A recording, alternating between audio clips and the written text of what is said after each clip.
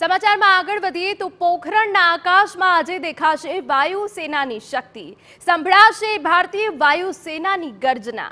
આજે રાજસ્થાનના જેસલમેર પાસે પોખરણમાં એર ટુ ગ્રાઉન્ડ રેન્જમાં અભ્યાસ વાયુ શક્તિ 2024નું આયોજન કરાયું છે।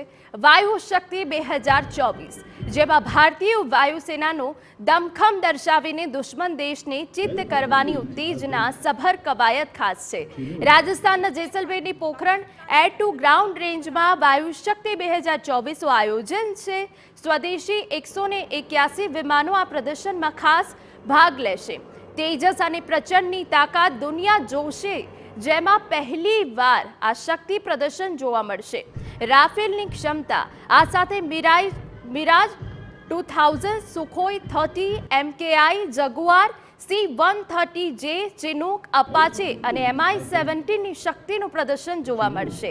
આ સાથે જ ખાસ ધ્યાન આકર્ષશે ભારતીય બનાવટની વેપન સિસ્ટમ આકાશ અને સમર કે જે જમીનથી આકાશમાં વાર કરનારું સટીક શસ્ત્ર છે।